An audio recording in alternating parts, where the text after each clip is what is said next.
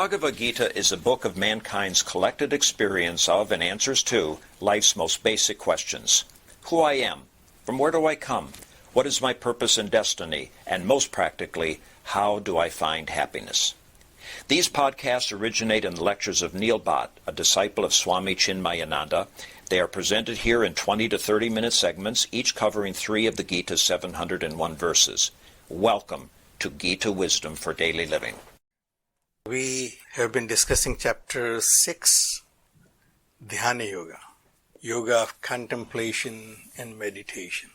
In the first 5 chapters, we have seen that Bhagavan defined the word yoga. In chapter 2, Bhagavan defined the word yoga, Samatvam Yoga Uchyate. Yoga is the balance of mind.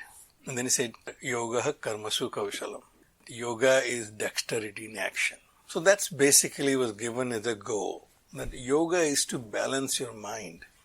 Your mind should be balanced in all situations, and that's your goal. Then the next 3 chapters, 3, 4, and 5, basically gave us 2 techniques to achieve that yoga of balancing the mind. The one he said, Karma Yoga. Do not depend on the karma phala. By giving up the expectations for the results is one technique which we call Karma Yoga. The other technique given was the giving up the sense of agency, which was called Sannyasa. So in these 2 techniques, we have seen that they have 2 different modes. One is promoting actions but without any expectation of the fruits. Other one is promoting inaction. Giving up the sense of agency is giving up actions. They are not mine, I'm not doing anything. So for an average person, it may seem contradictory. The one is promoting actions, other is promoting inaction.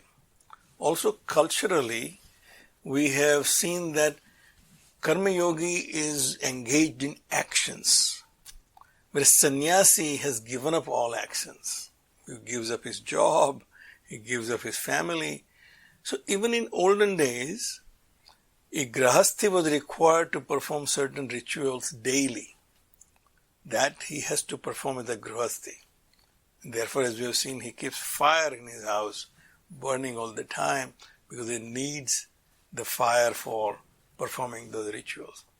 But once he becomes a sannyasi, if he takes sannyas, he is not required to do any of the actions. So, in the narrow sense, the Karma Kanda says that Grihasthi is required to perform actions, which are ritualistic actions, and sannyasi is not required to perform those actions. We have seen these 2 opposite sides of the same coin, but very contrary to each other.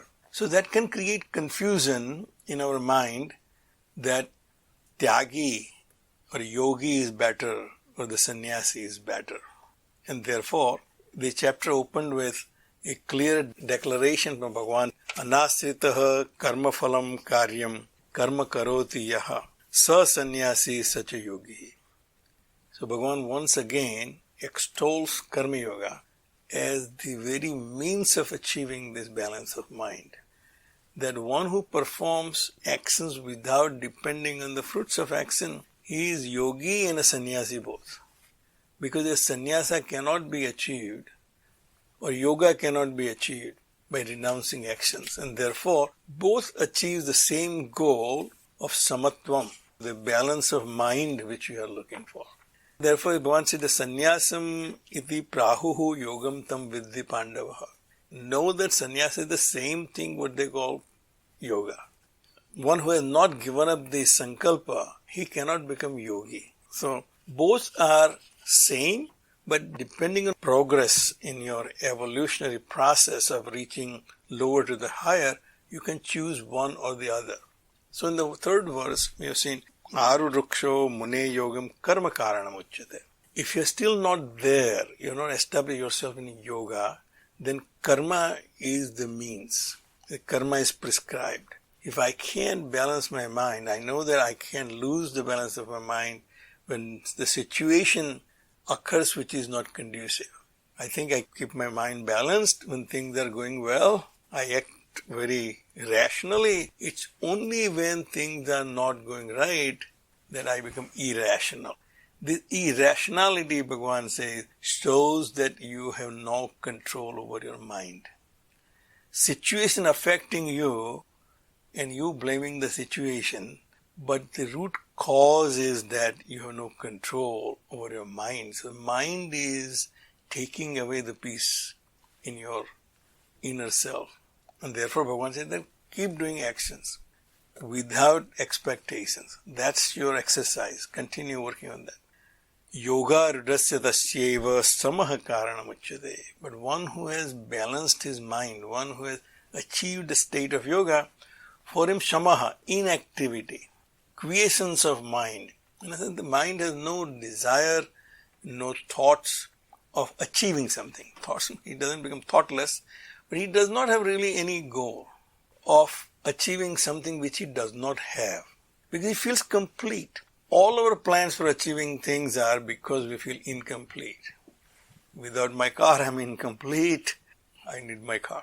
So, things which makes me incomplete, I try to achieve from outside the world. And Bhagavan says, that is sankalpa. When you feel incomplete and you have to get something out of this world, that's a power of sankalpa. In your mind, you create a situation. You really create a scenario that if I have this, then I will feel complete. If I come here on any kind of student visa or H1 visa, only if I can get green card, then everything will be solved. Once I get green card, things will be perfectly fine. So that becomes a sankalpa, overarching desire. Who is considered to be yoga rudras, one who has balanced his mind, that he has now control over his mind. Yadahi na indriyarthesu na karmasu anusajjate. Here is the litmus test. That if I do not get attached to sense objects, it does not mean that I do not use sense objects, but I use them for utility they provide. I feel thirsty and I drink water. I feel hungry and I eat food. But I don't get attached to them. And I have to have this amras every day. That's an attachment. Enjoying mango juice is not a problem. Getting attached to that taste is a problem. So Bhagavan said, one who doesn't attach to the sense objects, he used these sense objects for whatever the utility they provide for maintaining my life, but not getting attached to them. If they are not there tomorrow, I will still be the same person. Na karmasu anusajjate. This part is even more difficult. We can probably get detached from sense objects, but my own actions I am very attached. Therefore, we have discussed many times before. Retiring is not that easy. Something which I get used to of doing all my life. I know it very well because I am not retired yet. It's very difficult to give up actions which you are performing and getting used to of them. Those actions define myself. Neil, who are you? I'm an architect. And the first thing comes out of your mouth is, I'm an architect. Because that defines who you are. That's attachment. But then we go on, oh no, that's your profession. Who are you? Oh, I'm a son of such and such. Well, that's your relationship. We continue this inquiry of defining ourselves and we miserably fail in the end because everything we define ourselves is some kind of a relationship, some kind of an acquisition, some kind of position, but not really who you are. That Bhagavan says is attachment to your actions. You call yourself an architect because you're attached to your profession. You call yourself a father because you're attached to your relationship with yourself. Those attachments are to my actions. So Bhagavan said, na indriyartheshu, not to the sense objects. I'm not attached to my son, but I'm not attached to my actions, my profession. That's attachment to action. See, both somebody has given up. That does not mean he does not have a relationship or he doesn't work. But he considered that as part of this world where I have to function. Sarva Sankalpa Sannyasi.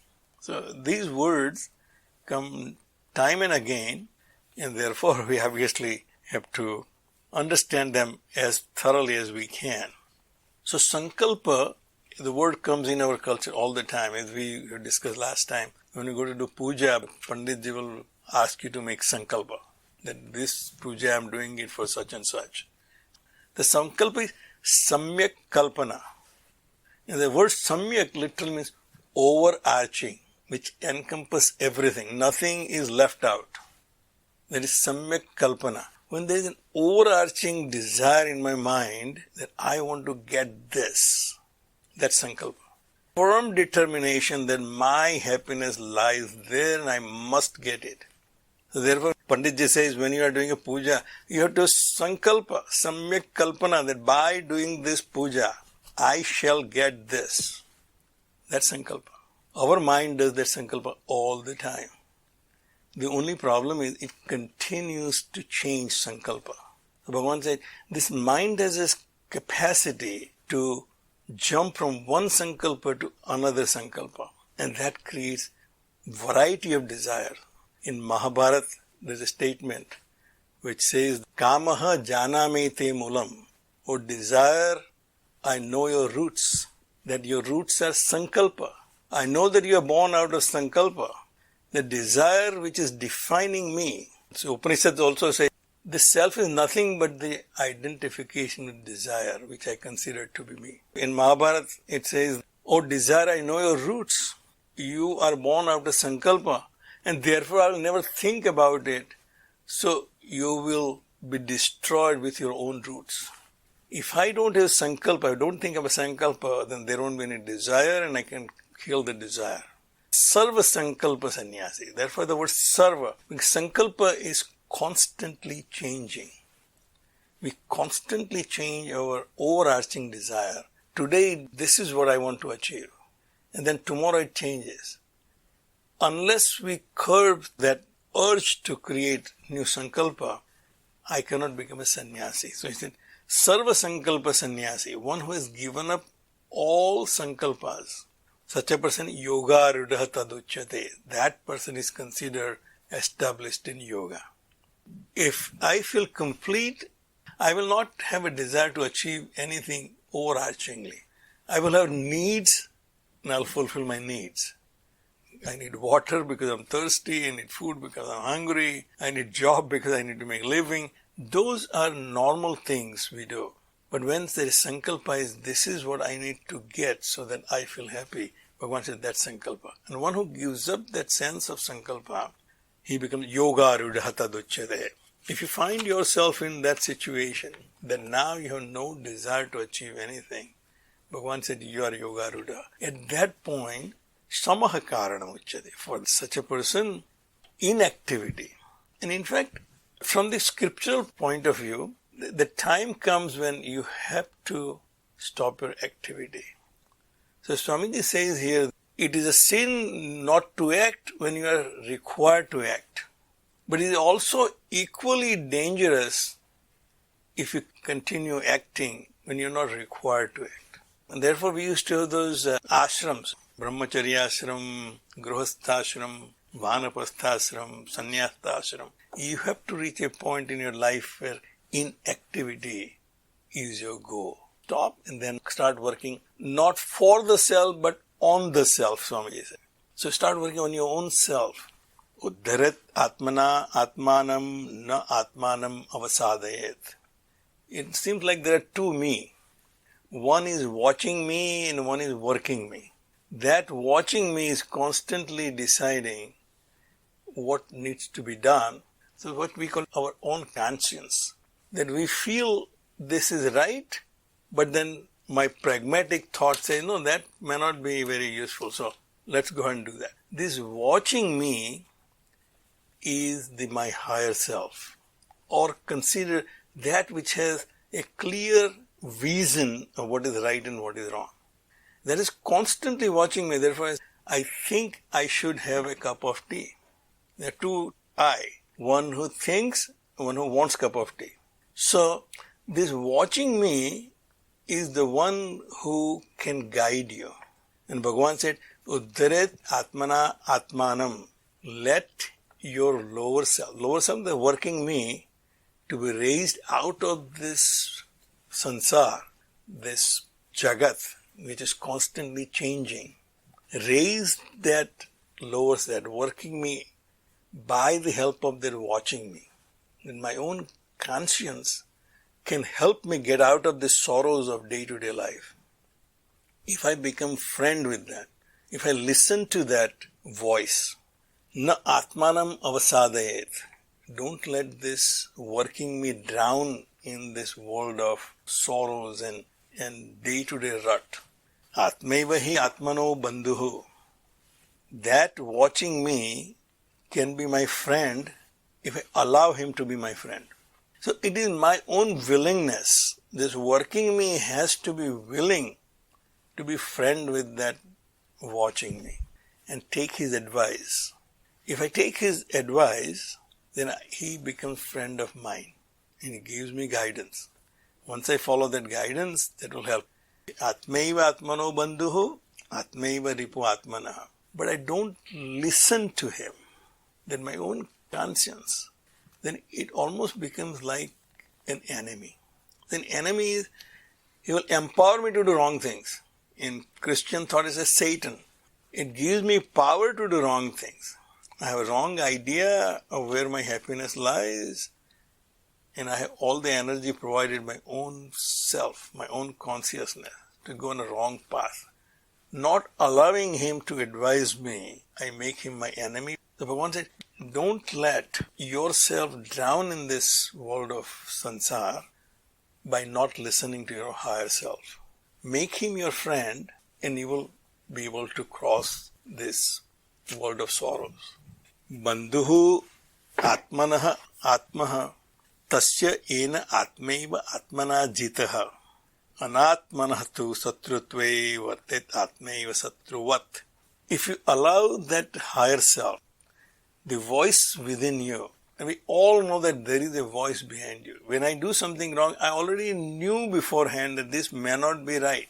But then pragmatic me came to the conclusion, yeah, it may be, but it seems like everybody is investing in stock market right now. The market is going higher and higher and higher. I may get lost. The bitcoins. One side tells me this seems like not a very stable investment. Other side said, everybody is making money, you will be left out, Neil. That working me is not listening to that watching me. And therefore I said, Atmanah tu satrutve vartet atmaiva satruvat. As if your enemy, he will allow you to do this wrong thing, make you lose money, make you go through sorrows. But one who has made that watching me his friend, he will ask for advice and follow the advice. So like a good friend will stop you from doing anything wrong. Well, you have taken too many drinks at the party, don't drive. The good friend will say, I'll drive you back home. Conscience will tell you, this is not right, and at that point, if you take that advice and stop doing it, oh, thank God I didn't do that. It's something told me inside, this is not right, and that's how I saved myself. Bhagavan said, listen to your inner voice. That voice is my voice. I work through you, and I tell you what is right and what is wrong. As long as you make me your friend, I'll be there to help you. If you don't listen to me, I'll still empower you to do whatever wrong thing you want to do. We will stop right here. If you find this podcast helpful, please support it by donating any amount by going to the episode's website at neilbhatt.podbean.com or at chinmayarichmond.org. Thank you. Om Sarve Bhavantu Sukhina Sarve Santu Niramayaha Sarve Bhadrani Pashyantu Ma Kaschid Dukkha Bhag Bhave. Om Shantihi Shantihi Shantihi. Harihi Om. Shri Gurubhyo Namaha. Harihi Om.